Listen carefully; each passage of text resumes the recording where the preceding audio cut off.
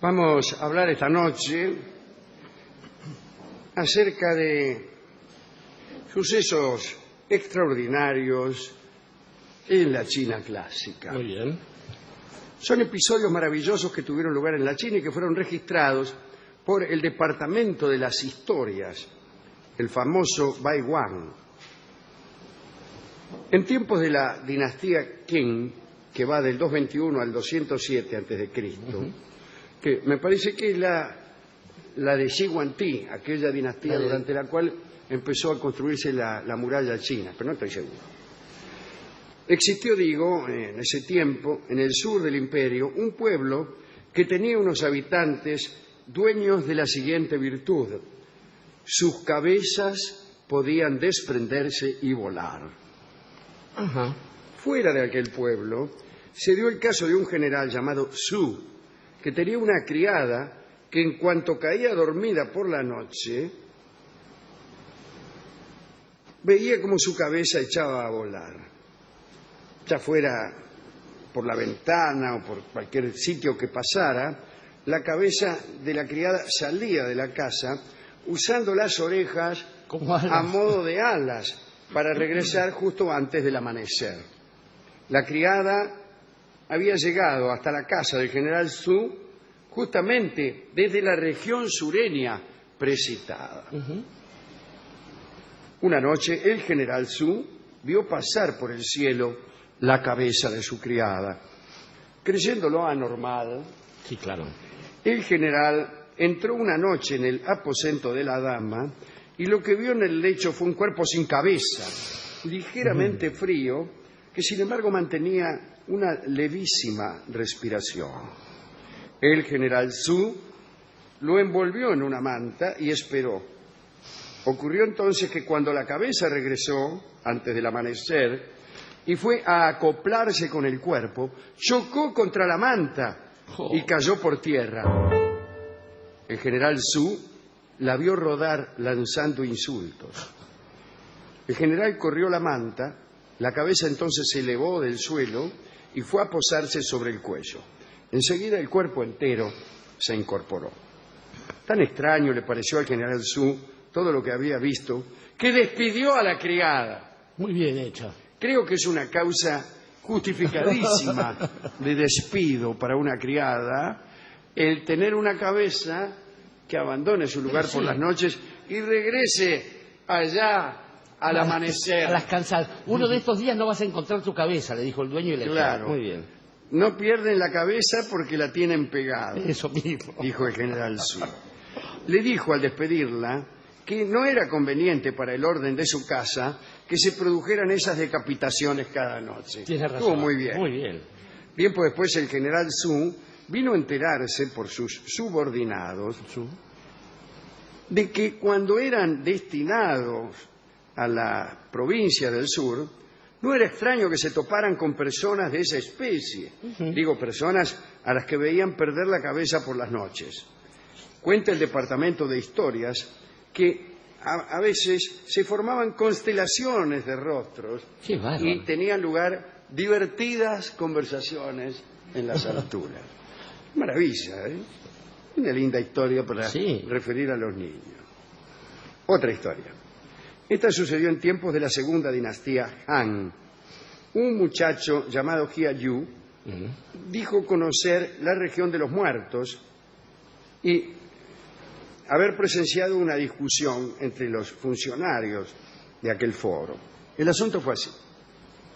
Jia Yu era joven y fuerte y un día se murió. Nadie supo de qué. Tras expirar, llegó a buscarlo un heraldo de la región de los muertos que condujo su alma hasta donde estaba Siming. Siming es en China el señor de las vidas. Registra la duración de la vida de las personas y se encarga de enviar a los heraldos de la muerte una vez transcurridos los años de vida que el cielo concede. Una vez que Jia Yu fue llevado hasta la región de los muertos, Siming le preguntó al heraldo, al que lo traía, ¿no? Dice, ¿y este quién es? El heraldo respondió que se trataba de Jia Yu, del pueblo de Nangyang. Tras haber buscado el nombre de Jia Yu un buen rato en el libro de los vivos y de los muertos, sin encontrarlo, Simin, indignado, le gritó al heraldo que no tenía que buscar a Jia Yu, sino a tal Jia Ye. Había hecho pasar al mundo de los muertos a un hombre equivocado. Jia Yu, muerto por ineficacia, se indignó, muerto y todo. Quiso golpear al heraldo inútil, pero Simin lo tranquilizó al prometerle que sería restituido a la vida. Bien. Jia Yu regresó y contó esta historia. Ha dicho, desengañado, que el mundo de los muertos es parecido a este. Otra historia. Suo Si, nacido en Luoyang, también llamada Luoyang, debe ser la misma ciudad, en tiempos de la segunda dinastía Han, sabía obrar prodigios.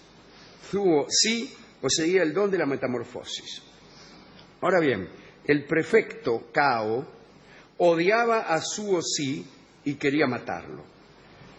Se había puesto incluso precio a su cabeza. Parece que Suo Si había robado vino y carne de los depósitos de la prefectura. Una vez, un grupo de leales al prefecto vieron a Suo Si en la calle. Cuando estaban a punto de atraparlo, notaron que todos los hombres que andaban por ahí se volvieron idénticos a Suo Si. Más adelante, alguien lo vio en la cima del monte Yancheng. Se dio la voz de alarma. Salieron tras él, pero Suo Si fue a meterse en medio de un rebaño de corderos convertido en uno más. Los perseguidores estaban furiosos. En un momento, uno de los corderos, que era Suo Si, se paró en dos patas y les dijo a los buscadores: todas las desgracias vienen de tener una forma física fija. Quien no la tiene no padece mayores problemas. Cuando una lanza se estaba por clavar en ese cordero parlante, el animal desapareció y sin que los captores lo percibieran, otro árbol pobló aquel valle. Muy bien. Nótese este último detalle, que resuelve un problema de escritura con gran solvencia. Está claro lo que hay que contar, ¿no? Suo Si era uno de muchos corderos y habló. Cuando lo iban a ensartar, se volvió a confundir entre el resto de los corderos o perdió su forma cordelil. Sí. ¿Y qué decir? ¿Cómo lo cuento? Y digo, y entonces se convirtió en un árbol, pero los perseguidores no se dieron cuenta. No, claro, no. No, en ese momento, sin que los captores lo supieran, un árbol más pasó a poblar Deja el de valle. tomar al sujeto en el personaje y lo pone en el país. Está muy bien. Otro árbol pobló aquel valle, bien. extraordinario. Está muy bien. Y toma la distancia justa para contarlo. Es cuando el paisaje es el que adquiere el protagonismo. Aparece una figura, estaba pensando en el comienzo de Claro, las pero no ruedas dijo, y circulares. entonces se convirtió. No, ¿para qué decir tanto? Fíjese el comienzo de las ruedas circulares. Nadie lo oyó desembarcar en la noche unánime. Y ya estamos ahí, ¿no? Muy bien. Los chinos y Borges, tanto. Última historia, muy breve para terminar con este catálogo de prodigios. Hubo en la zona de Mingzong dos hombres capaces de obrar prodigios. Se llamaban Xu Dang y Zhao Bing.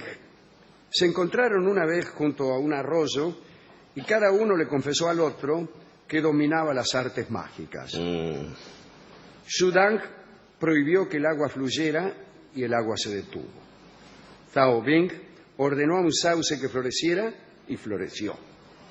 Los poderosos rieron juntos y continuaron toda la jornada demostrando sus poderes. Al caer el sol, el pueblito de Mingzong había perdido todas sus características. Algunos pobladores no reconocieron su propia tierra y, aunque no creían o no recordaban haberse alejado, emigraron para buscar aquel pueblo. Otros se adaptaron a la transformación general y se quedaron. Curioso, los más conservadores se fueron y los más audaces se quedaron. Qué bueno. En cuanto a los magos, resolvieron ir a emborracharse a otro pueblo. Qué bueno, muy linda historia. Estaba pensando, Alejandro, para ir desde el comienzo, empezar desde el comienzo, esto de las cabezas autónomas. Es curioso que en una civilización tan cercana como la japonesa, una cabeza que anda sin su cuerpo a cuestas es siempre malvada. Hay una leyenda que nos contó nuestro común amigo Lafcadio Hearn, disfrazado de japonés, que había una especie de historia aterradora para niños y adultos, que era la de las Rokuro Kubi, que eran muertos, que perdían de golpe su cabeza, y más allá de lo que hubiera hecho el finado en vida, la cabeza se tornaba malévola y andaba por ahí, porque nada de aquello que debe estar unido, suelto puede ser cosa buena, repetían los ancianos, y hacían referencia a parejas y otras cosas. Pensando en eso me quedé colgado de esto de perder la cabeza de noche. Conocemos mucha gente que pierde la cabeza de noche y al día siguiente está como si nada. Es el mejor momento para perder la cabeza. Claro, es más, nosotros sin ir más lejos, cuando termine el programa, etcétera. Pero después, ya entendiendo bien la última historia, estaba pensando en ciertas ciudades planificadas, que es una cosa que le pasó al mundo al cabo de muchos siglos. La Plata, por ejemplo, entre nosotros, una ciudad armada con la pretensión de que iba a ser armoniosa para siempre, y después aparecieron los frigoríficos. Digo, los humanos modifican el paisaje necesariamente. Pensaba en el Ubisunt de todas las edades doradas, así donde se recuerda una cosa que no es posible simplemente porque el paso del tiempo es una modificación, y pensaba en el bueno de Tolstoy. Yo creo que ese es un relato estupendamente alegórico, debido a la continuidad de sus metáforas. Y es una alegoría de lo que acabamos de mentar al principio del programa, a saber, claramente, la desagradable transformación del mundo que nos rodea, y también la dificultad de percibir esa transformación y de registrarla de un modo diferente al real, creyendo que nuestro verdadero pueblo, el que era en el pasado, se fue a otra parte y que está distante en el espacio, confundiendo el espacio con el tiempo. Con el tiempo. Y pensaba también que para un artista, el amigo Tolstoy, o Tolstoy, como decía algún humorista, cuando dice aquello de pinta tu aldea y pintarás el mundo, no está pensando en aquel pequeño pueblo de Novosibirsk. Está pensando simplemente en esa mirada que tuvo sobre el espacio que lo vio nacer. De modo que cuando uno siente nostalgia de Terruño, de ese lugar con el que asocia la infancia, la figura perdida del padre, de la madre, los miedos nocturnos y las esperanzas de las tardes de la siesta cuando uno es un adolescente, no tiene que tomarse un micro, ni tomarse un avión, ni nada. Tiene que cerrar los ojos nada más y decir un mantra que suene algo así como pueblito, mi pueblo. Y Pueblito, mi pueblo es la canción de Carlos Guastavino que escucharemos en la versión de Eduardo Falú.